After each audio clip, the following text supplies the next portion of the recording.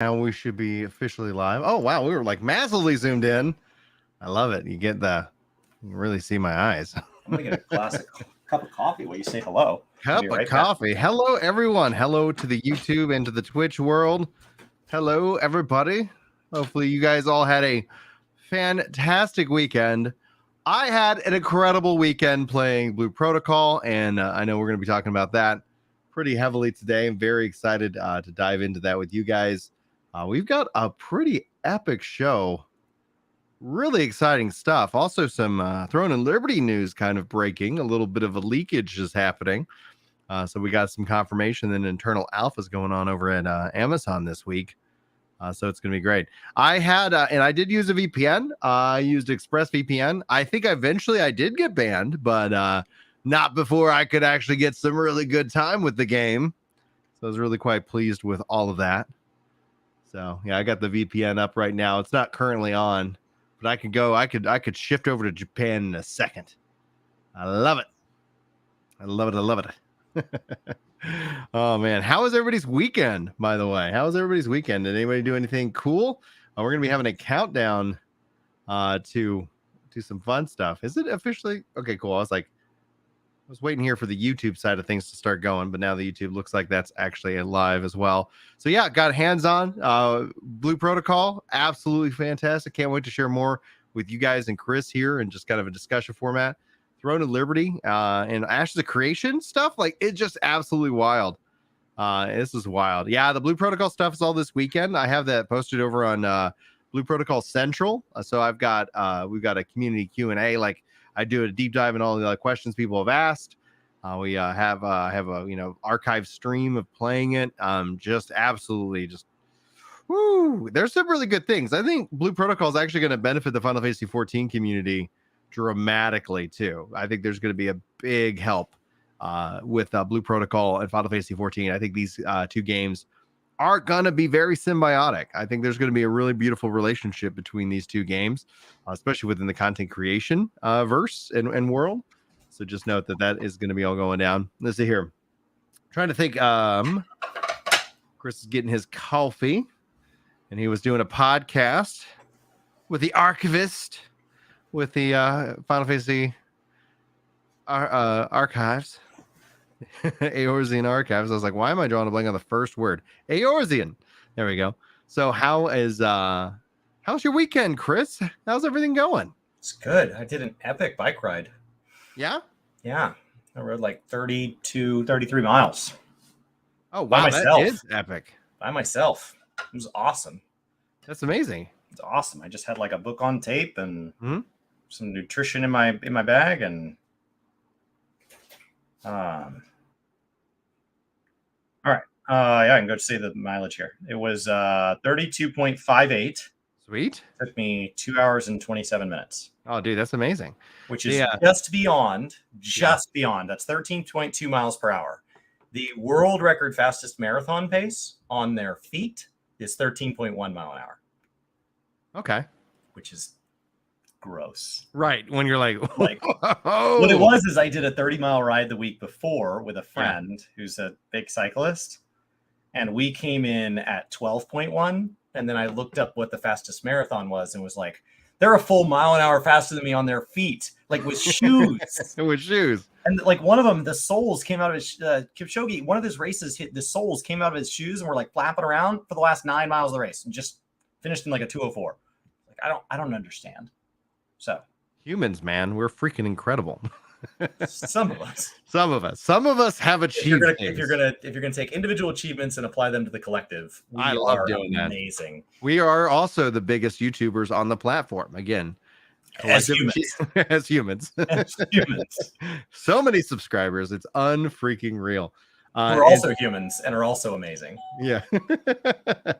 I hear your dog wishing to come in. Yeah, I woke him up.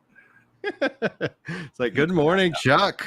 Good morning. Chuck says hi. Whenever you hear that doorbell, just know that's just Chuck. That's just the sweet doggy saying hello to everybody. Go do your thing. I'll talk to chat here because I got some questions. He was passed out. He was fine.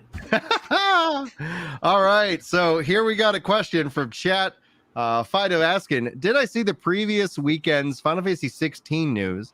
I'm wondering if you're talking about like the PAX East information, and to which I actually have not yet seen that panel. So if there's anything that you want to discuss or any kind of thoughts you want to share my way, it's interesting because like I kind of go into this aspect where like I know enough about Final Fantasy 16. I mean, it's a Final Fantasy game, so I'm already all in. I am just deciding right now. I'm trying to decide because I have the Ultimate Collector's Edition physical, whatever, on pre-order. I don't yet own a PS5, so right now I'm trying to think. Can I justify both taking time off of work, which would be unpaid time off work, and spending essentially what would amount to $900 to play a PS5 exclusive game that might be exclusive for just the next 6 months? Or do I delay gratification? Sony says yes. Well, Sony wants me to do that. Sony's massively on board with this theory. Yeah, they're banking on this theory. Yeah, they're banking on it. They're like, can we get the Ginger on PS5 this June? So again, so the overall cost is not just the 900. It's the taking physical time, unpaid time off of work to go ahead and play the game. So it could be a rather like expensive gift that my wife gives me, but we're ultimately going to see how everything shakes out with the baby here in the next 3 to 4 weeks. So we're scheduled to have the baby here on April the 25th. If there are no complications and everything's smooth, I'm probably going to lean to picking up 16 on the PS5, just because I'm that much of a Final Fantasy nerd. But we'll see. Like at some point, like if all of a sudden I'm writing big checks because we've had to do big checks for babies before, it's easily going to just be like, I'm going to play this in ultra wide on the PC when it comes out in ideally 6+ months. You guys are pretty far on the punch card though, right? In the 6. Oh yeah. Yeah. We're pull a Subway sandwich or something. Yeah. It's like the 6th kid you get for, like a 50% off or something like that. So that's the plan. Yeah. Coupon. Yeah. That's what I wish our healthcare system has. All we get is awkward looks and, a couple of comments that usually aren't so polite, but it is what it is, right? I was like, hey, I got my raid team. So that's what we're working towards. So we're going to be able to do some really cool stuff. It won't have any less tension than a typical raid team, though. There'll still be the same amount of shouting and. Oh, I wasn't building a raid team because I was worried about like infighting. It'd be all the same drama. I was just trying to build a raid team that would actually show up. I know where you live and I pay your bills. You better get on tonight. You want your cell phone paid? Interesting story about that cell phone bill. We've got raid tonight. It's long form RMT. Yeah, exactly. Oh, dude, it's been RMT since the day, since day one. I'm like, wait a minute. You want to play video games? I have the game for you. This is perfect. It's fun, kids. Yeah, a buddy and I, we went to breakfast this weekend, and he said, like, he goes, well, you and your wife are just so like wildly overly flexible. Like you guys just go do crazy things and you're not always like one of you will go do one without the other. And like, that's just something that like, you guys do. And you guys can only do that because you don't have, like, you both have flexible jobs and you don't have kids. And it's like, all things that were choices. Right. So I was like, not that we'll change the name of the podcast, but I would advocate at some point as just a part of like an April Fool's joke is we change the name to the Dink and the Sissix. So a Dink is dual income, no kids. And in this case, I'm a Sisic, which is single income, 6 kids. So I like the words. Julie came up with the word Sisic and I was like, that sounds funny. I'm going to figure out a way to make that really kind of hit home at some point. Yeah. So enjoy your free time. It's like I do. I play almost as many MMOs. I play as many MMOs as you currently have kids. So I guess I have like 4 weeks to find right. One. You got to find a 6th MMO because that's literally the trade-off. So that's exactly how we've been running this long con since we started work the game. We're like, all right, here's what I'm planning on: breeding like nothing else, and then you don't have any kids, and then together we're going to have like this weird ass perspective that the internet's going to adore. All right. So coming up on today's show, we're going to be talking about Blue Protocol, my hands-on impressions. We're also going to be talking about Throne of Liberty versus Ashes Creation and some interesting stuff here. Because if you guys haven't seen the news, Ashes seemingly is now having their Alpha 2 delayed to 2024. But there's other things that they're doing. Was there no evidence of this? Oh no, they haven't. Well, like I've been saying with that date now, because a lot of speculation was it was going to be this year, like this summer perhaps. And I was like, okay, well, Alpha 2, maybe 2025. I might even be reevaluating my Ashes release date from 2025 to 2026 now, or maybe even later than that. But they're very open about their game and showing it off and doing all these different things. Throne of Liberty, have absolutely no clue, but the news on that one is Amazon kicks off their internal alpha test of Throne of Liberty this week. And we actually had that confirmed, which is really exciting to see. And then, especially as the show goes on, if we have plenty of time, I got some comments, some questions, and things like that to highlight from the Final Fantasy XIV 6.4 live letter. So be sure to check out the podcast, the videos, the live stream, all that. Chris is live over on Twitch Monday through Friday. I've been doing a community game day once a month on a Saturday, and that is essentially what you need to know about who we are. To kick the show off right, Chris, this weekend, Blue Protocol, Japanese network test. I was able to play the game, and I love the technology that we have nowadays because I can take screenshots of the game and it translates it for me so I can figure out exactly what I need to do and what I need to know. But I was able to go hands-on with this game, and there's a few key takeaways that I'd like to highlight for your input here because I think this is interesting. The thing that I can't shake, the thought that I cannot shake having played Blue Protocol this weekend is that I feel like Blue Protocol is going to be a perfect marriage between that game and Final Fantasy XIV. It is different enough that it invites a less competition mindset. It doesn't require a subscription. It's a free-to-play MMO. But it is MMO. It is very Japanese in that regards. So I feel there will be a natural correlation of people who like Final Fantasy who might also really enjoy Blue Protocol. And in that vein, when we've just been coming off of all like the recent, frustrations that certain, content creators or communities have voiced, et cetera, this could be that perfect kind of like game that you play alongside of Final Fantasy 14 so that you're never feeling like you're leaving 14, but you're still enjoying Blue Protocol for a different reason, and it's not necessarily taking away. However, I'd be interested in your thoughts in that regards because of the nature of it being a brand new game, just getting started. Do you think, from everything I've just shared right now, what's your takeaway? So to be a naturally paired game with 14, I think that the 2-year expansion cycle is something that would be really nice to know about. I've seen people say that New World could pair well with 14. I've seen people say that Guild Wars could pair well with 14. But a lot of times, like what ends up happening is eventually you end up with some big content drop where they're timed at the same time. And then you have to decide which one's your primary game because it's really hard to balance patch week if they both patch in the same week. Yeah. So is there a content update plan? Do they have a roadmap as far as like how often they plan on rolling out new content? Excellent question. They do. Is it shared? No. And so we don't know yet what that cadence is, but but that's an excellent point. With any launch of any game, especially games as a service, it really comes down to putting out, that consistent content update.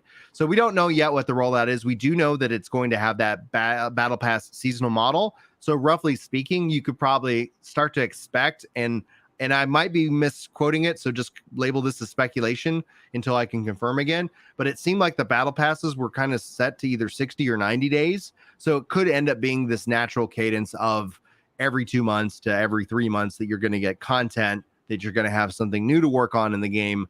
And that could line up, especially if it ends up being every 2 months. If it was offsetting to where you're like, hey, here's the Final Fantasy patch, and then now you have a gap, that splits between, it could end up having that ping pong style effect. Because you're right, at some point, if the update happens exactly at the same time, you have to make a choice. And that's actually what happened with me when I realized that I think I was finally ready to step away from Final Fantasy. There was a patch for New World and there was a patch for Final Fantasy, and I was like, oh, I want to spend time in column A more than I realized I want to spend than I even realized. So that's, once we have a hard set date and stuff like that, I'm sure that we'll have more to kind of really compare apples to apples on. But overall gameplay wise, it kind of gave me that Destiny style feel. Does that make sense? Yeah, I think that Destiny is like a perfect comparison because Destiny promises to be this secondary game that allows you to have this drastically different play experience that have elements of it, such as the loot system and the storytelling and all these things that feel very at home for an MMO player. They're like, hey, I'm still figuring out the shooting thing. I'm still trying to understand the loot system, but there are elements of it that feel very easy to adjust to. And all of the frustration comes from content cadence. And so I think it's a perfect parody because that's my concern with any new MMO.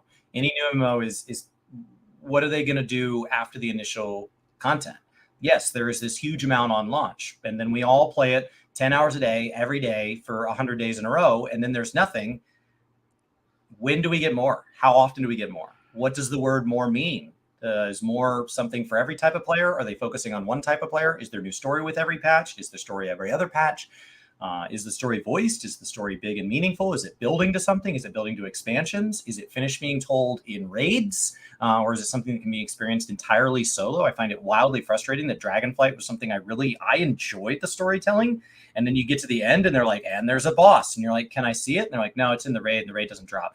And then I was like, well, that sucks. And then Destiny drops their new expansion. I was like, wow, I'm having a lot of good times. And there are people that are upset with both these games, but I was having a good time in my personal experience. And in both cases, I got to the end and went, where's the rest? Because it was with this raid that isn't there on launch. So like, those are questions that like when a new MMO comes out, that's something that happens on developed teams that are good at releasing their game. They know what a game is. They've got a marketing machine. They've got servers. They've got all these hard things to figured out. They've got money parked in all these people. And when a new MMO comes out, it's like, I don't even know if you have working servers. I don't even know if you have like a battle system that doesn't just break. I don't know if you can handle the load testing of like a lot of people. And so like, I have all these bigger questions for a new. So if I can't trust you on those things, then like, what are you going to do as opposed to going with something like Guild Wars or Destiny or Final Fantasy or World of Warcraft, where like, at least I know day and date, the expansion will largely work. Yeah. And you bring up a really interesting point, because one of the things that we constantly see is that overconsumption of launch content, which there's no fixing that, right? Everybody's excited. They want to play. Maybe they've scheduled time off, and assuming the servers hold up, which I have to say, like, the stability for me playing from America to Japan was like really good. Like I thought that connection wise, the network test, they crushed it for Blue Protocol. But in terms of that, we know the overconsumption. What will be interesting to see is the answer to that question, because you cannot create 10 years of content at the time of your launch. You can have a massive game, but that still will be consumed. It's all about those updates and that cadence. And one of the things that we saw with Final Fantasy at launch is they had updates very frequently. In fact, even to this day, for those of us who were a part of that ARR launch, who remembers and felt like every update was significant and exciting, and then it's like, now you look and it's like, yeah, you are actually getting a lot of content. There's a lot of things over here, but they're not necessarily maybe have that big impact for a veteran player who has been a part of this so many times. So in Blue Protocol's case, the strength that they could have is quicker updates, like maybe getting to that roadmap to where we are going to be in this cadence of, like, let's say every 3 months. That seems to be a normal, natural cadence that people are looking towards in terms of how seasons and what's all going on in the real world.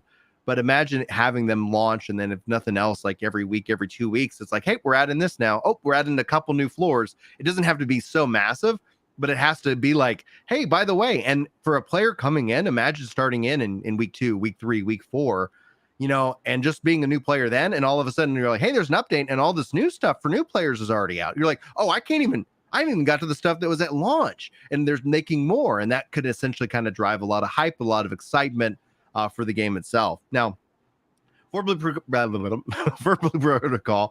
do you have any concerns of it being a free-to-play MMORPG? No, it's not worth worrying about something you can't experience. There are games out there like Guild Wars 2 that I think really manage free-to-play very well. There are games out there like BDO that become very pay-to-win, but the community seems to be okay with it. as far as like there is a healthy community around BBO. And then there are games like Diablo Immortal where that is just a constant point of friction and can damage the reputation of the entire publisher. So like, I think the word free to play just has a huge range. And so it's just not worth getting upset about something that's not released. The exception to that being when they start making it a point of contention. So when companies start collecting $50, $60, $100, $500 on behalf of players for a game that's not released, that starts to feel a little scammy pretty quick. It doesn't have to be, but it's definitely walking a tightrope. So if you need the money, you got to do it. But if you can avoid that, I think that's a healthier relationship with your community. Say, let us show you why you should support us first, and then we can talk about the money. But when you see studios who have yet to release a product collecting hundreds of dollars from people, it feels like they're just setting them up. It's just a feeling. Happy to be wrong. It's just a feeling. So, you know, battle passes, subscriptions, it all comes down to like, what did I actually get? Right. Yeah. When we go to a restaurant, we see the prices on the menu and we order. If you've never been to that restaurant before, you don't know if it's going to be good. You don't know how much food's going to be on the plate. You don't know how fast it's going to come out. There's just a lot of trust in that. And so I don't really find it very healthy to be like upset before you walk into any new restaurant. Like, let's just say, hey, you're the one that picked it off a Yelp or whatever. You're the one that agreed to go there. You're trusting them. And if they burn you, don't go back and leave them a bad review. If you keep eating there, that's you. But like, I think that's a very fair, like, I'm willing to trust everybody kind of once. Yeah. And if somebody tells me, hey, there's a new restaurant in town and it's $500 to eat there, I'm just not going to go. Right. Like, that's my call. Right. And so I feel much less risky trying out a local burger place at $6 than I do somewhere that my wife and I have to dress nice and drop my, like, you know, 2005 car off at a valet. Like, I feel differently. So I would say that when we talk about these games that have yet to release a product, that's where I actually do start to get hesitant. But they haven't done that. So whatever they want to do, knock themselves out. Yeah, I think free to play in this case, while I prefer the buy to play because I see, you know, chat talking about like bots and cheaters, a buy to play has an initial cost that is the risk that if you want to cheat or if you want to bot, like all of a sudden you're like, I'm $20 in or whatever the cost is. That's something that I'm either willing to lose. And so we've seen that having some level of cost does remove that aspect of botting and all of that. However, we do know that the free to play model, like do the benefits outweigh the disadvantages? Does it make more sense to have more people playing this game? And I honestly have to kind of fall into the category of like, yeah, I still wish it was buy, but it's not. It is literally going to be free to play. So understanding the relationship, understanding what their monetization strategy is with the battle pass and how they've got because they have a gacha system for the mounts and for the costumes, not for power. But okay, like that's what as long as you understand the relationship. What will annoy me is in 3 weeks or 6 weeks after launch, all of a sudden it was like, I can't believe I spent 50 grand on this game and all I got was this. And it's like, you did that 50 grand for the content, like that in and of itself, like while it's so attention grabbing, it's so highlight. That's why you see people do this. And that's why when anybody ever comes out and says like, all we got to do as gamers is just stop giving these companies money on the free to play games. And I don't know why I'm really feeling Texan right now, but like, I was like, man, I'm really hearing my draw at this moment. But you see that and it's like, there's no way people are going to go and spend an insane amount of money. They've done so on Genshin. They've done so on all these things. And I think essentially that's just going to lead to the hype. I do have a question for you because Genshin Impact is a natural comparison for this game.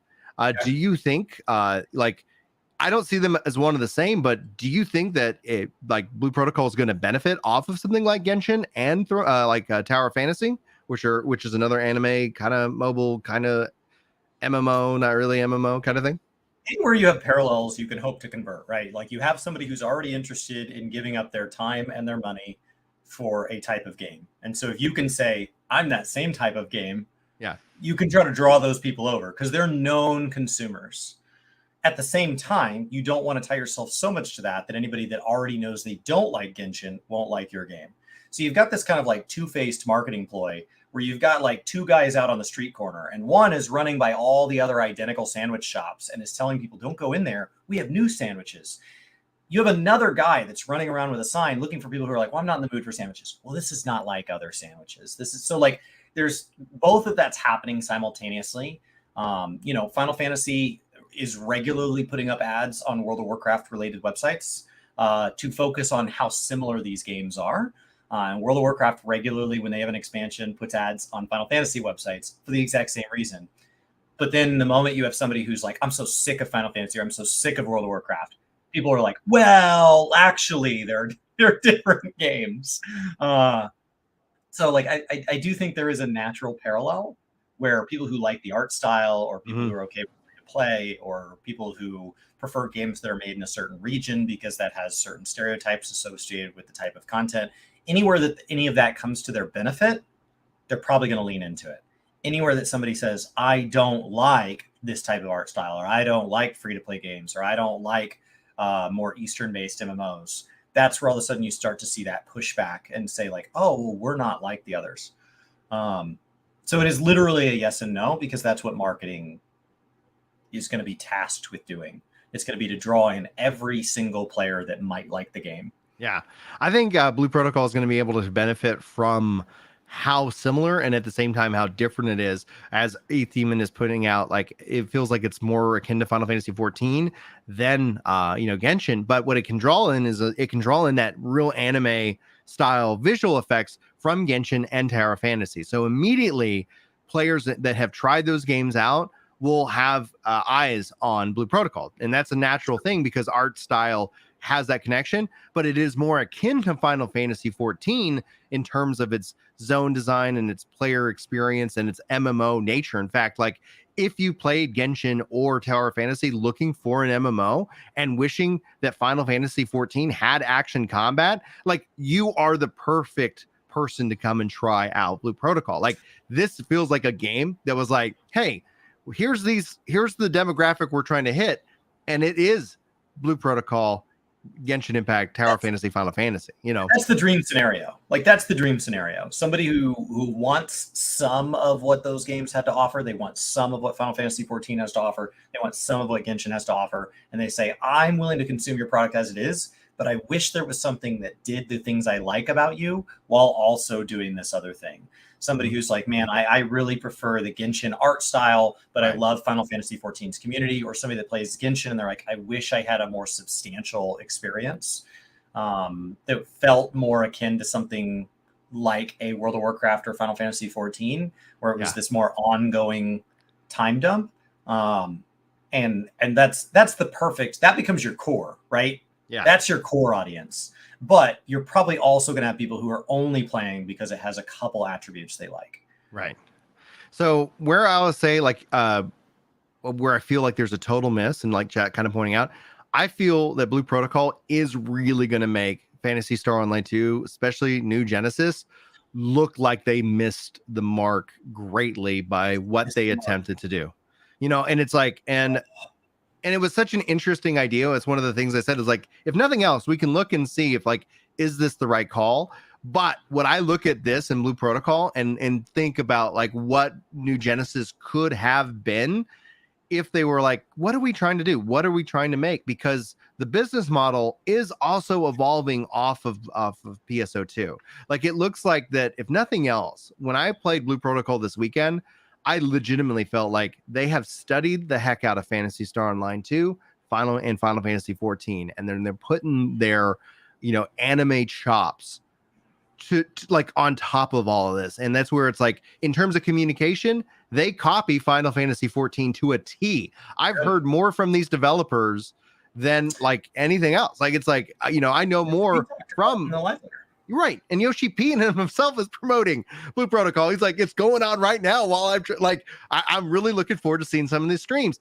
Final Fantasy devs have left Square Enix and are actually some of the big lead devs of Blue Protocol. Like you're talking about in my mind, almost a like I can't tell you guys enough just how good this game is, how polished it felt. We don't know what we don't know, and we won't know that until we know it. Like, I can't, I can't tell you how the service is going to be. I can't tell you how the cadence is going to be, because that is all about action put to words. But I can tell you the foundation of this game is everything and more than what I was hoping for. And playing it this weekend, an absolute dream. It was an absolute dream for me. And thanks to everybody who was able to hang out and give questions, because like over on Blue Protocol Central, like that channel just crossed over 3,000 subs. So thank you guys so much for that support.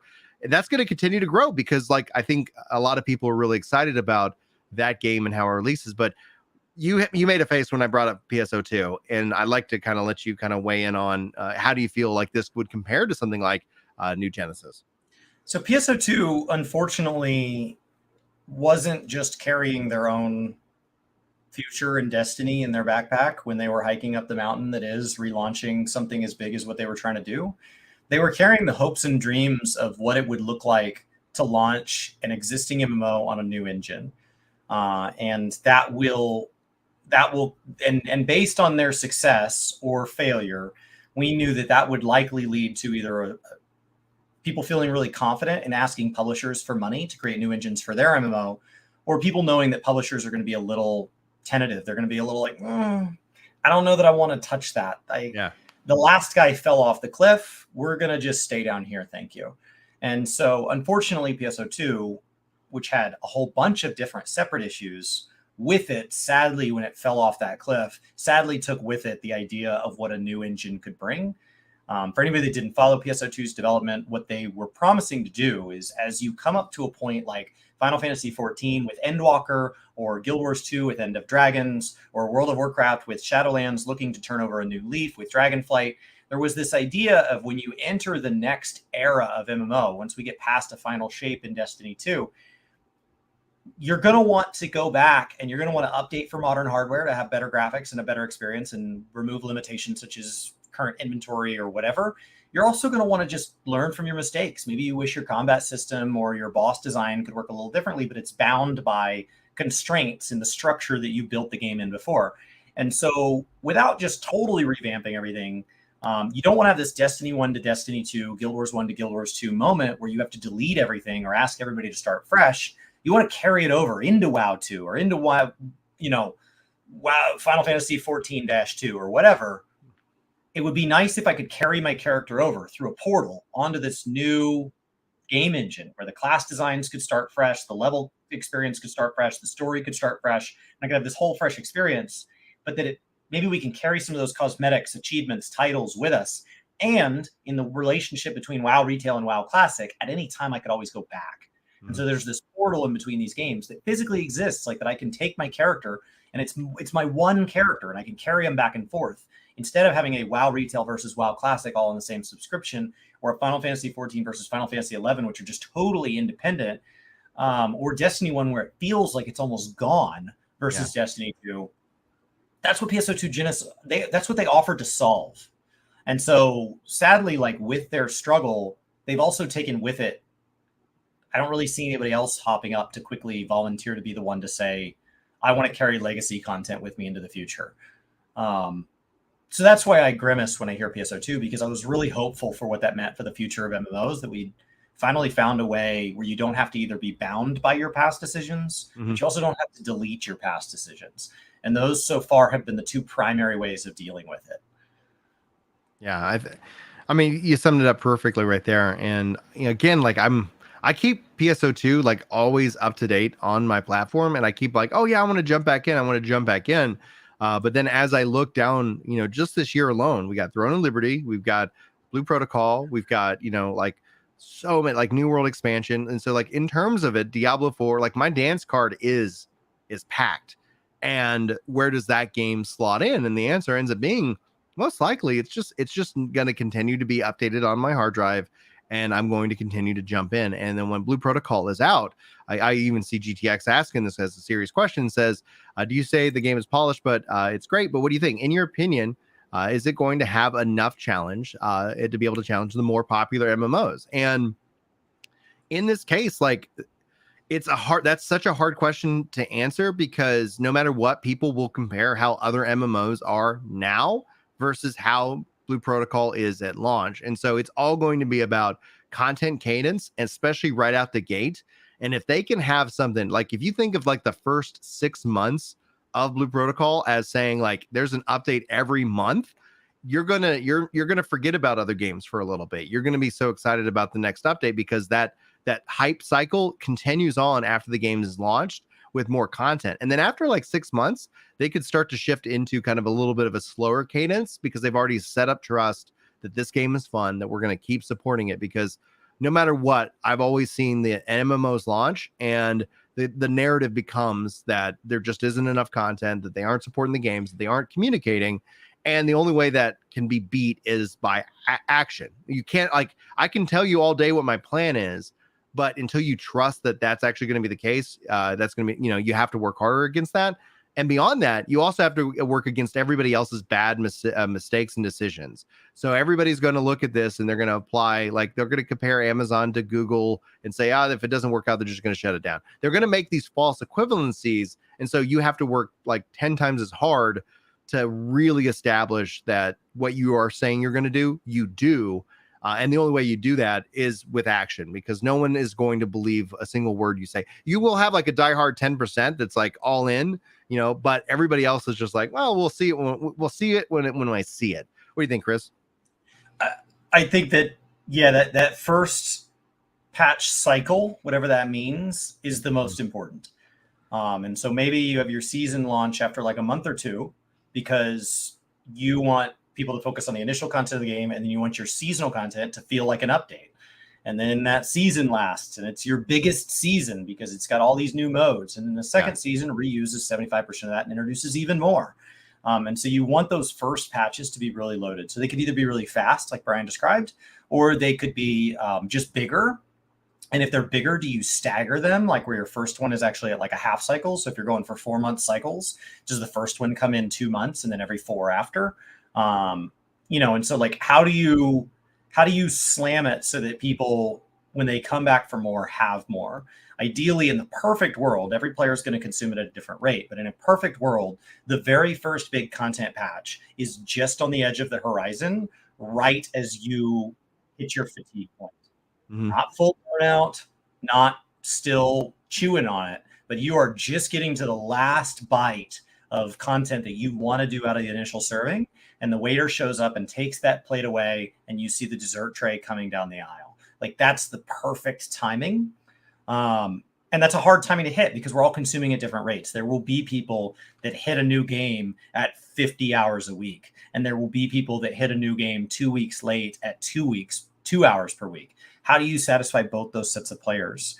Especially because once a narrative spins up online, sometimes it's really hard to get past that. That narrative might be well-earned. Google giving up on projects is a well-earned narrative. Yeah. But you can see how that would be very frustrating if you were in charge of a project at Google or at another company like Google, like Amazon, that you have to live with the reputation that was earned by a decade plus of dropping projects.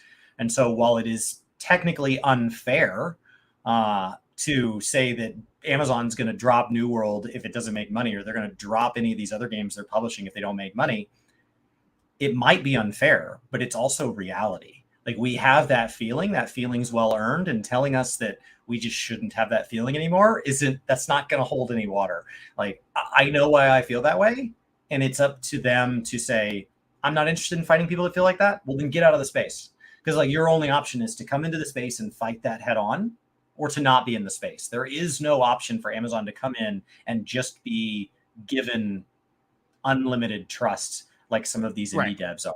Yeah. Ashes of Creation has been given a huge amount of trust that they have not had to earn. And I'm sure as an Amazon employee, Amazon Game Studios employee, that would be very frustrating. That they're like, and we're going to make combat that's going to be balanced. So did you hear that, everybody? It's going to be balanced. And then Amazon's like, let me show you the 6 different tenets of what our combat system entails and how we view that as being balanced. We also have this plan B and C on whether, even if it's not balanced, so that we can quickly pivot. And we're going to have all these PTRs and beta tests, and people are like, yeah, it's probably going to suck. Like sorry. Like, I don't know. Don't work at Amazon. Like, I don't know what to tell you. You guys just, you have a company that has left a bad taste in people's mouths and is at a size where it also shares in some of the bad taste that similar companies have left in people's mouths. And you have to just take that on straightforward. You have to just start doing better today. Yeah, heads on. And it essentially kind of has to wrap up this section. Hit that like button if you haven't already. In terms of that, when we look at where PSO2 also went dramatically wrong was massive gaps in content after New Genesis launched. So I think it really is going to be, it is about that cadence. And I think if you're looking to launch an MMO, it's not just about establishing a doable cadence that you don't burn out your team and they quit on you, because that is a reality you have to work on an HR. If everybody's just miserable, like, they're just going to go somewhere else where they're like less miserable. But in terms of it, like, put out content and then look at that first 6 months as like the golden age in which that if you keep putting out lots of content, gamers will more than happily cheer you on when you say, listen, I know we've been putting out content at an insane speed. We're going to slow that down. We're going to make sure it's better. We're going to make sure that it's bigger, but we're going to have a little bit bigger gaps and gamers are going to be all on board. But if you have long gaps, it's just going to lead people to question and just think that the game's dying when it really isn't, because gamers making that assumption overall. Now, on that note, we brought up Throne of Liberty and Ashes of Creation, especially as it relates to trust. And I see some awesome comments in chat as well, so we'll jump into those in just a little bit. But for Throne of Liberty, here's the interesting thing that's going on. Like today, we learned that Amazon is having its internal alpha test.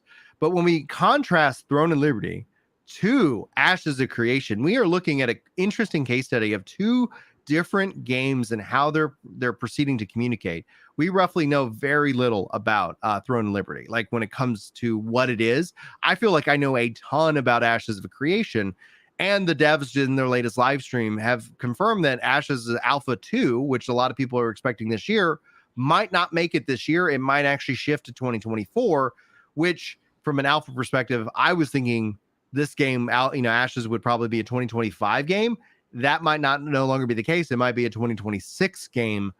Do you think the marketing is going to end up cannibalizing everything that Ashes is set to be unique? And then obviously, what do you think about Throne of Liberty, getting ready to launch as well? Like, where do you fall?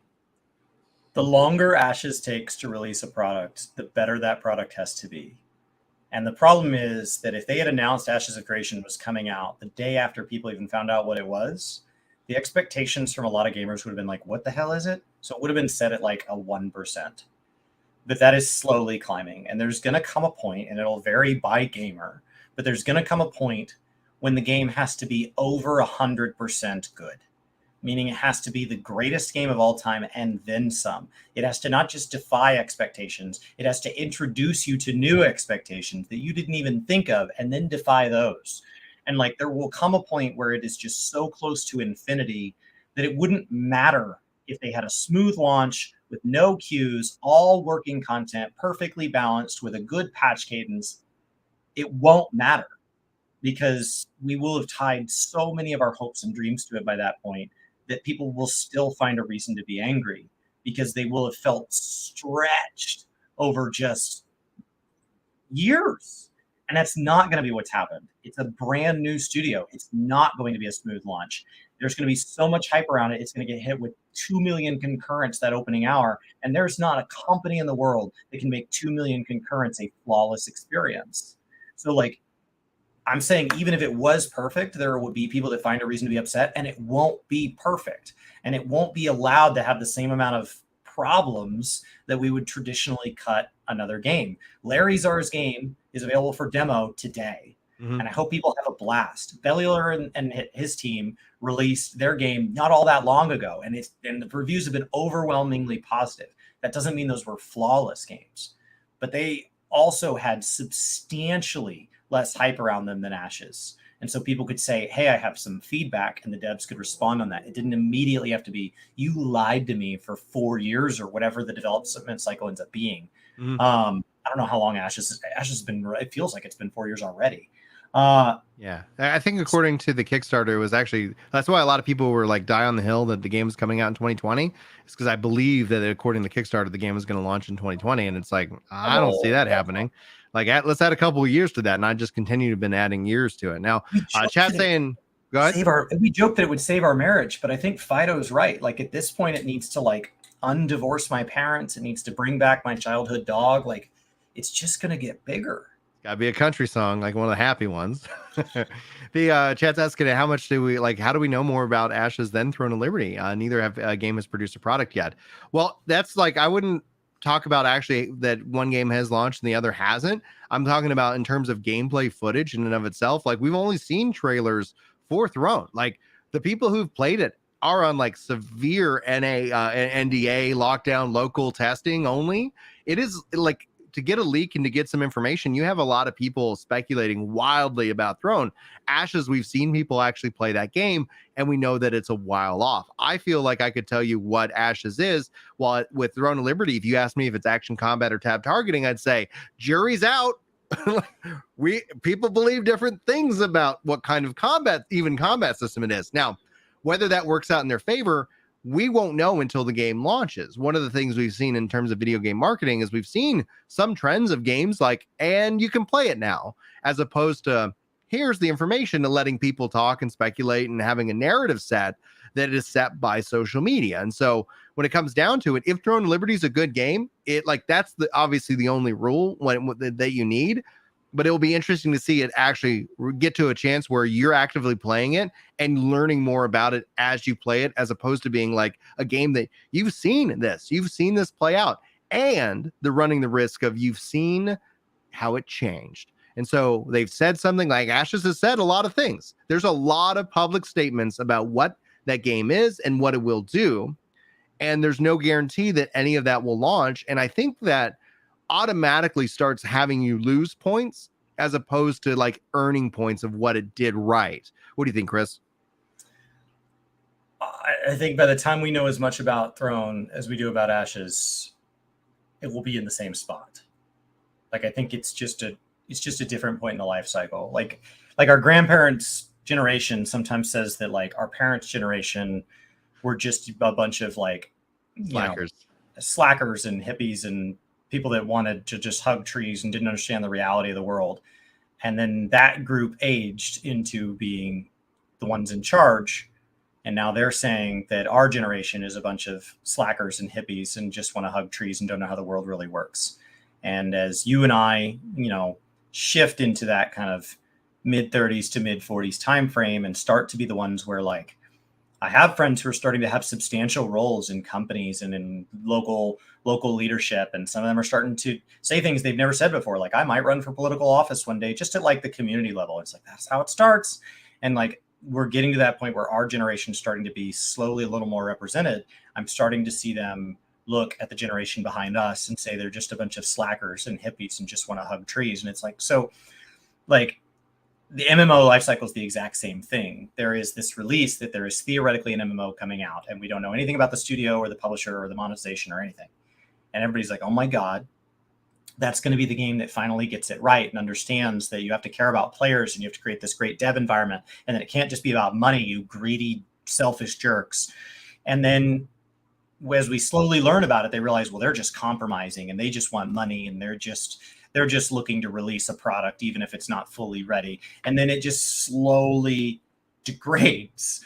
And so we're talking about Throne of Liberty now, but I feel like we could play this exact same video back for the Riot MMO. Mm-hmm. And then and then there's probably another one on the horizon today. Put any 3 words in order. Somebody's made that as an MMO. And so the Coffee Muffin Bowl is the next MMO on the horizon. And it's going to be published by it's going to be self-published as a Kickstarter, and people are already ready. Like I just made that up, and there's already a Kickstarter, and people are already sure that it's going to be the greatest game of all time. But the moment that we find out that one is tab target or action combat or first-person shooter or something like that, like Coffee Muffin Bowl's dead. We got to find the next thing now. Like it's trash. It's trash. And so. Like, that's where I see Throne of Liberty. That's why anytime we have these conversations, like, I'm not the hype guy because I don't get enough joy out of the feeling of the unknown to make up for all the cynicism from just years and years and years of finding out that every game is just a game. And I don't mean that as like, well, then why even play them? I think just a game is a perfectly valid target. Like, when I log into a game, I just want it to be a game. I'm not looking for it to fix a plumbing leak in my house. Like, I just want it to be a game. So like, I'm okay with that, but it means that I'm a little bit jealous that I don't get to have these amazing highs that everybody else has. So like, I think Throne of Liberty is exactly where Ashes is, assuming they choose to communicate just as much and that they take just as long to produce literally nothing. Like, if you sit there, like, Ashes is a question of like, what if I communicated all the time and then released nothing? Like, now we know people are eventually going to get mad. Now, Solid 912 in chat says Ashes, I feel, will take too long to come out, and by that point, other MMOs will slowly incorporate features into their game. They won't be entirely what Ashes is, but they will offer the fandom at home. And I was actually talking with this idea with you over the weekend, being that they're kind of saying we're building these systems and these are what they're doing. Any development team with any kind of budget is going to be able to incorporate those ideas. What do you think? Maybe ideas are the cheap part. Ideas are the cheap part. Everybody wants credit for their ideas if somebody else went and did it, but the world pays for execution. Trust me, as a guy that likes to live in his own brain and not get anything done, I can tell you I was only ever paid when I actually got off my butt and did something. And so execution is what people pay for. The idea for a YouTube video is nothing. Actually building the thing and hitting publish determines who gets the views. There are 1,000 ideas out there that never hit publish, and none of them matter. We're only talking about which is the best one that hit publish. It's the same with games. It's the same with whatever job you have in whatever industry. There are a lot of people that say that they want medical to be better in the United States, or if politicians were just better. Great. Ideas are easy because you can just point at something and say, like, I would just make it good. Actually going out and doing it is where you start to realize that a lot of times it's not about that. A lot of times there's 5 options and all of them have at least a little bad. So you got to pick which door to walk through, and you get some pros and you get some cons. And you may disagree with what door somebody else walked through, but there was no all good door. That was not one of the options. And we see this in game dev on existing games when they have to make decisions on when to release a patch, when to delay a patch, when to release a partial patch. When something should cost extra money. These are things where like somebody had to answer real questions with real actions, and it was no longer theoretical anymore. So like, that's like, yes, Ashes is releasing a lot of ideas and they're crowdsourcing like whether or not people like those ideas. But effectively at this point, it's about as useful to game dev as a crap ton of Twitter polls. Like, it doesn't actually do anything. Because they said, like, well, if it were us, we would just release a game on launch with no problems. Well, that's a great idea. Why didn't anybody else think of that? Oh, because it's impossible. Like, New World had the backing of Amazon. World of Warcraft has the backing of Activision Blizzard. And soon Microsoft. Final Fantasy XIV has the backing of all of Square Enix. And these are games that have problems on launches. So for you, with what 43 million is a lot of money for one person, but for you with a fraction of the budget of those games to go, well, if it were me, I would just stop being greedy and I would just make it good. Like, yeah, I guess we could take that idea from Ashes. I just don't know how you do anything with it. Their combat system and all of that, like, there's nothing there that's so new and so groundbreaking that they've shown, here's all the problems it solves, here's how to do it, and then somebody can just lift that and carry it. I have a feeling that the Blizzard team is big enough that they already have they have already had all the ideas that Ashes has had, and they have actually probably tested and built many of them. And that's just one game. Yeah. Well, and then that comes down to the point that I was one that kind of jump in on, is that the concept of risk, and actually, is this fun? Is it fun to have 5,000, 10,000, 50,000 players all in the same space? We don't know, because there's certain like requirements, and if somebody can do it right, then everybody will look at that and say, oh, that's exactly how it should always be, and that sets a mold. But whenever you're talking about new systems or incorporating these ideas, there's going to be a risk associated with it, because you got to put people on it, and then you got to also think through how these systems interact. And I think especially when it comes to MMORPGs, it's really in how they synergize with the other systems that the game offers themselves.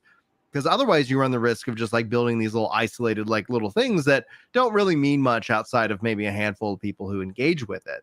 But at the end of the day, it's very interesting to me that they are so willing and open with that information, because I think that's actually going to be something that could or runs a higher risk of biting them in the ass in the long run.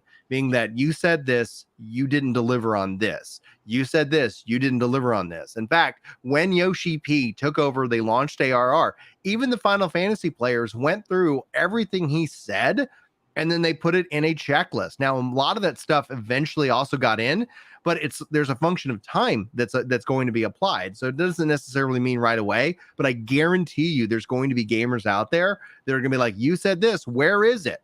And they might be like, yeah, it's going to be coming in the next 6 months to 2 years. You didn't say 2 years after launch. You're a liar. And then all of a sudden you have that aspect of trust, which has now been damaged by your own willingness to be open. And that's just the understanding that some gamers are reasonable, but it becomes a difficult conversation the bigger that you make that group.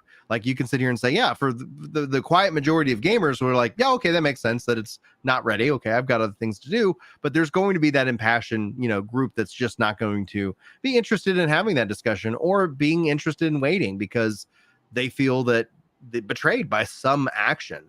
And then in terms of other development teams, like how I would run that is you kind of like within the budget, if you got the team, you can go and try to see if you can make it kind of fun. And if it's something that's just not coming together or doesn't fit your vision for your game, you can say, we'll let Ashes take that shot to the face. And if they come out of it, then great. Then we can start to incorporate some of this. So you can actually kind of use Ashes as kind of this, shield of like, let's let them take the risk and see what works. And that's actually like, we do need that in the industry. And that's where I could easily see that if Ashes comes out, like okay, but not necessarily great, low on funding, having issues with servers, but the play is good and it's delivering on these things and people are excited about it, that's an easy check that gets them acquired and puts them into one of the big companies that can actually financially support them. Imagine the backlash if he sells. If he sells out to Amazon or something. Oh, I think that's probably going to that is the path. If the game does not deliver. And it's between shutting down, like, again, if the gameplay is good, but again, it's going to appeal to more of that niche style player. It's not as this big global phenomenon that it could be. I think that's just the natural way about it. And that ends up not being a bad thing. That's not a bad story. That's you built something that has a lot of value. And this team that actually has insane amounts of money could support it. I wouldn't put it past Amazon in this case. I got one more live comment, and we could see if we can also get to our other comments. I've been collecting them, and we keep having these great conversations with you guys because you keep bringing up awesome stuff while live. But Paul says, I'm intrigued by you guys. Do you consider the hype and speculation as the same thing when considering the future, a future game release? What do you think, Chris? I mean, they're the same in the same way that like anger and rage are the same word. Like, I think they can often overlap, but hype can also be excitement for something that is very well known and understood and maybe even exists elsewhere, right? Mm-hmm. A new game, a new WoW clone releasing on Teenage Mutant Ninja Turtle IP would have a lot of hype around it, but we wouldn't really have to speculate what that's going to be like. We can all immediately picture, going through a WoW-like experience on a Ninja Turtle. It doesn't require a big leap of faith, but it's still very exciting because it's an IP we know and love in a space that we already understand. On the other side of it, speculation doesn't always mean that we're super duper hyped. Sometimes speculation is just guesswork, and it's people going through and running the math on something or something like that. When you look at somebody like CoffeeZilla, he actually takes a lot of logical facts and then will sometimes speculate about what that may mean anywhere he doesn't have hard evidence, but not in a way that is just driven by the excitement of it. So like the words don't always mean the same thing, but in the MMORPG space specifically, talking about titles that have not yet released specifically, a lot of times they coincide. It's the same forum where some people are just there to speculate and some people are there just kappa, like they're just freaking out. It's just emotes and they're just excited.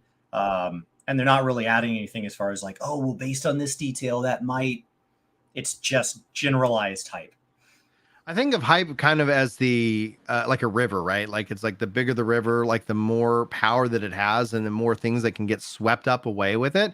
And speculation, in my view, is where you start to look at information and, like Chris said, kind of fill in the gaps of what is known and then what is unknown. And you can use education. You can use like all kinds of data points to try and fill these things in. Our brains naturally do that. I think it's important that we try and label when we're speculating very clearly, because the internet has a tendency to selectively hear things, and that ends up causing more confusion. So you can end up seeing somebody speculating and stating that, like, hey guys, we're in speculation mode here. Here's the facts that we do know. Here's what we don't know, but based off of X, Y, and Z, we can start to kind of get a clearer picture. All driven by hype, because the more hype, the more that river is sweeping things up, the more people you're going to just pick up, and the bigger your audience, the bigger your reach ends up becoming. Hype, it has that, but it isn't real. Like, it isn't sustainable. And that's where I think hype has the tendency to be a double-edged sword if not managed correctly. If you let speculation go crazy and wild, because you could set wrong expectations with speculation. You can easily start to sit here and say, oh, I think that this game is going to have crossplay. Well, because the devs said that they're working on it. Some people might hear this game has crossplay, and then if it doesn't end up coming to be true, you end up running the risk of now someone's disappointed based off of something that was never really true to begin with, but something that they're working towards. And so when it comes down to it, that's where I think what I'd love to see within the space of MMO players is get to a position where we all can start to sit here and say, hype is fine. It's necessary. It helps drive investment. It helps get the devs excited. There's all of that. There's nothing wrong with being caught up in being a bandwagon fan of your winning soccer team and whatever. Like, there's like, yeah, let's go. But it's unsustainable. You will not be able to keep that same pace. It will burn you out. It will make you sick. Like, and there's a reason why it's fun to be a part of those movements. And then it's fine to kind of chill back and relax. But in that lessening of hype does not necessarily mean that the game isn't good. And that's where I see a lot of people like, hey, the game's not hyped right now, must be a bad game. And it's like, I don't know how to have a conversation with you at this point, because like, how do you think if hype is all that you play games for? I don't know how you maintain that over the course of a year without like severely getting depressed, because that just feels like you're just building yourself to be bipolar at that point, where you have these real big highs and these real big lows. And that just does not seem like a fun hobby, and you know, in how I view it. Any final thoughts, Chris? No, I think that pretty much hits it. We speculate about all sorts of upcoming content in games, especially well-documented games like Final Fantasy XIV. That doesn't mean that we're hyped that those things will come to be. But like you said, where it's dangerous is when we start taking the conjecture that's in the mix, right? So we've got these 4 facts. So logically, it would make sense that this thing is true, and then that gets accepted as true. And that on its own is probably not that dangerous. It's probably not that far from reality. But then somebody based on that fact builds on a new fact and then a new fact. And then by the time you're 5 deep, you know for a fact that Blitzball is coming to Final Fantasy XIV, and then it's going to be here on the next patch. And then all of a sudden, people are really hurt. And it's like, that was based on an assumption off of an assumption off of an assumption off of an assumption. So like, we are so far removed from the initial statements that were made. Yeah. Where maybe, especially with phrases like we're looking into it, we're considering, we've taken feedback on, which don't actually tie them to any action. It just says, hey, we're aware of this. We're spending effort thinking about it. That doesn't mean anything will make it into game. Yeah. And forgive me if I'm mispronouncing it. Yendrin in chat says, do you guys think early previews like what Ashes did helps build unrealistic expectations versus previews that are very limited until months before launch, like Final Fantasy 16? I said this especially as it relates to 16. Don't tell me about it until until I'm ready to play it, because essentially what it does is set up false expectations. It sets up this sense of like, you're going into the game like, I've been looking forward to this game for 10 years and it's going to have 10 years of quality to it because of this. And it's like, no. Like, it's actually probably a bad sign how long something takes to build, because everybody forgets about the human resources component of game dev. You know, it's like, hey, you're going to work at, 6 to 7, years at a job, maybe less. That knowledge is going to transfer out. You're going to have hiccups, and like, game development is this miraculous thing that actually happens. It's just, to me, like, just the sheer amount of effort to make these big games. It's amazing, but it's risky. And so I think what Ashes did is interesting because it helps do what he's doing. He's selling people a product without there being a product. This could work out in his favor, or it could end up in a lot of lawsuits. Just understand where you're coming from, what you're getting into, and where your money is going. And that's not just with the Kickstarter, but that's also with the pre-order pack and things like that within Ashes. And his marketing is about making those sales. His business model is about making those sales. And if right, it's his background. Multi-level marketing is his background, and having marketing and real estate flipping is his background. Right. And so he's doing what he knows. Yeah. That's what he's good at. Yeah. So when it comes down to it, like that concerns me. It's concerned me from day one. Again, I'm rooting for this game, for the Ashes faithful out there, that like, I don't want this game to fail, but there are so many red flags that in and of itself, if you can't see those red flags and the game is not good or what you wanted it to be, you need to do some self-reflection. You need to look in the mirror and start to kind of like hopefully use this as an unfortunate education. Now, again, I hope they come out and crush it. I hope people can look back in this and like, Brian, you were wrong. Like, they've done a great job. Like, great. Like, that's what we're all rooting for. But when it comes down to it, like understanding gamers and how we think and how we process information, I think ultimately is going to set up a lot of expectations. I think a lot of people think what he's building has broad, massive appeal, where I think in reality, it's going to be, you know, best case scenario, a good MMO that has a good population. I don't think it's going to replace or do what World of Warcraft does. And everybody who says that that's what's going to be the case, I think are going to find themselves wondering why Ashes is not, you know, 12 million active players all at the same time. You know, like that in and of itself is going to be where I get concerned. They said during it that they didn't expect it to be big because it has a niche appeal. And then as separate statements, they said that they think that MMOs have lost their way since the years of Wrath of the Lich King, and that they're going to bring it back. And so they expect it to have that level of impact, which implies that they expect it to have that level of success. And so they're saying it won't be big. It won't appeal to everybody because not everybody wants this kind of game. And that is why we're so good at our values, that it will be big and it will appeal to everybody. Like if you listen to all those statements too close together, clipped from a series of months, it starts to feel a little bit conflicting. And that's just what happens when you listen to somebody talk about an ongoing project, is their views do change and morph from day to day, week to week, patch to patch. And you're seeing all of that, and you're seeing it all within the pre-development timeframe. So the game hasn't moved forward at all publicly. But the feelings around what the game could be has. And so it's easy to go clip statements from various and see that it conflicts. And that just gets really, it's like, well, then what do I believe? Do I believe when you hadn't yet built anything to show us? Do I believe when you started to be ready to show us things? Do I believe your most recent statement? Because they don't all line up. And the advantage of something like Final Fantasy 16 is there just haven't been very many of those statements. So like Yoshi P can only be so different from when he first talked about the game publicly to now, because there's only been like, you know, a handful of interviews compared to Steven being live quite a bit. Yeah. Now I have time for one final question, and I thought this was a good one, so we'll wrap up on today's show on this one. Thanks everybody for joining us. We'll be live again tomorrow, and we have a ton of comments, ton of questions, so keep bringing them, because these shows have been just getting more and more fun, more and more jam-packed. So we appreciate all y'all for hanging out with us live. Be sure to hit that like button, sub, share, and all that wonderful stuff, as it's a great way of helping these kind of discussions, especially around MMOs, continue to grow and ideally help set a good, you know, blood sugar level, good balance to everybody's day. Now, Bobby, sorry for butchering your name, says, how much do you think the release of Diablo 4 and new WoW patch will impact the release of something like Throne of Liberty?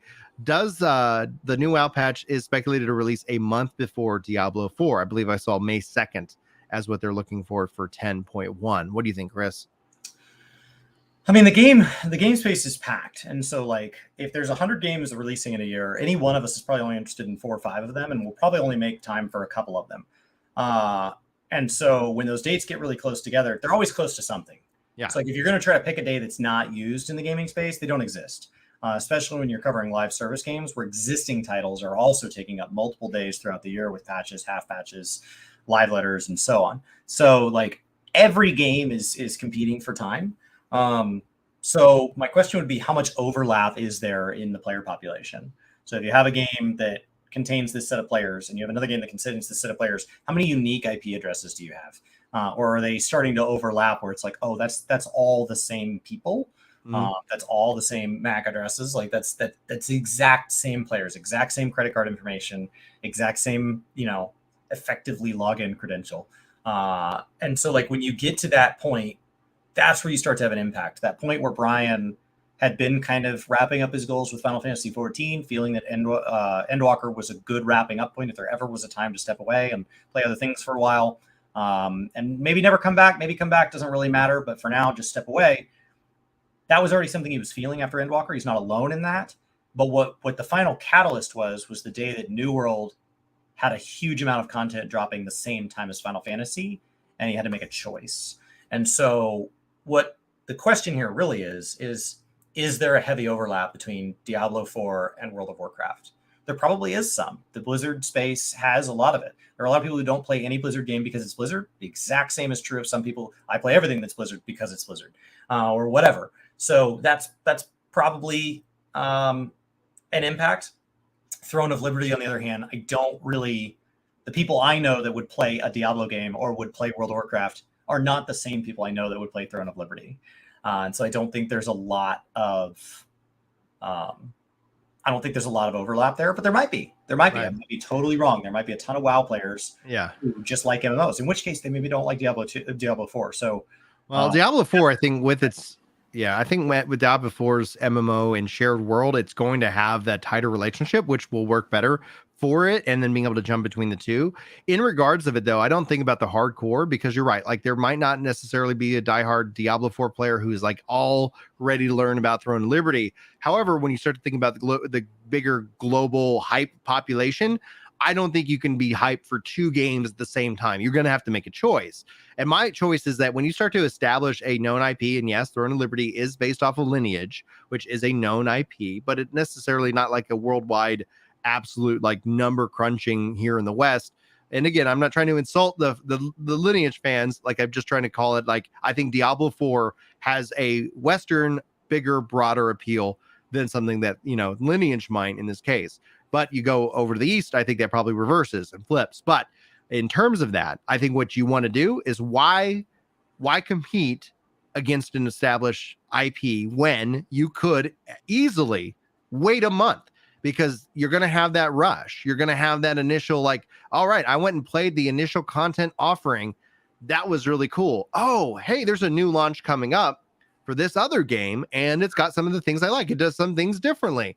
I'm going to go check it out because it's doing also new things. And I think one of the things that will help MMOs outside the content cadence, because again, that's going to be key in keeping players, but in terms of actually like getting you in, it's like, oh, this game is doing some new things. It's evolving things. It's doing things you haven't seen yet that WoW isn't doing, that Diablo isn't doing, that this isn't doing, or that. So I wouldn't go toe to toe, because there is a shared player, I think, that's going to be interested in both. And I think you let them go and enjoy Diablo 4, which has already got a date. Throne of Liberty doesn't have a date, and you get that ready so that you're not just launching Throne of Liberty, but you're like, great, we're hitting this next update, and then this next update, and then this next update, because just like Blue Protocol, it's going to be about content cadence as soon as that game launches. You have millions of gamers. There are gamers that don't like any of those three titles, and there are gamers that like all three of those titles. There's just too many of us for like statistical anomalies not to happen. But then my question is, what do you do when there's not? You said, like, well, it's not that hard to just push it by a month. Yeah, when you're only looking at two other games. But when you start to go drop FanFest and Final Fantasy patches in there, and then you drop Final Fantasy 16 in that list, and then you drop the new Vampire Survivors expansion into it. Like, if you just start to put on a calendar every single game that's releasing that has a fan base, there's not a month. You're going to have to just pick one. Like, you're always going to conflict. There is no like, okay, well, I talked to every video game that's releasing and nobody's using July 2nd. So I'm going to like that. There's not a day. Gaming has gotten too big as an industry. We have 365 days of coverage at this point. There's always a game that is on the horizon, or a press release releasing, or a beta coming out, or PTR access, or a patch update. There's always something to do. Free login campaigns, Twitch drops. There's always something to do if your net of games is big enough. Now, whether or not any one particular player's exact list lines up with that may vary. Some of us may feel, man, I like 10 games and I had to go a whole month without anything. that's going to happen for any one player. But gaming as a whole, who is interested in thousands of games, it's all covered. So I think it's just the nature of it. You're going to have to compete with people. So if you feel that your overlap, if you just in order say like people who like my game will also like, people who bought this will also put in their cart all these items, and you pick these 5 games. Maybe those 5 are worth trying to avoid their dates if it's all the same to you. But if that list gets too big, you just got to hit release when it's right. If it's ready, ship it. Absolutely. Now, on that note, we're going to wrap up today's show, and we'll be back tomorrow, same time, same channel. I want to say thanks to Lunar Systems and Farmer Girl for their generosity over on Twitch, as well as all our Twitch subscribers. Thank you so much for supporting the content here at Work to Game. Also, huge shout out over here on the YouTube members, Work to Game, WG Productions, Paul Barton, Gamers Freak, Chef, Delivery Moogle, Genkai, Electra, Blingback, Fluffy Dogs, Riku, Phil the Meme, and Aaron Lefebvre. Sorry for butchering names. Maybe I'll let Chris read these in the future. But thank you guys so much for the support of the channel, the content, and we will look forward to seeing you guys tomorrow. And hopefully you guys look forward to the highlights and so much more. And I'll try to get this chaptered out for you guys as soon as possible. But on that note, I'm going to wave it out and then broadcast it, etc. You can go hang out with Chris as he continues his day through all kinds of wonderful, fun things over on Twitch. But until then, take care. And I'm just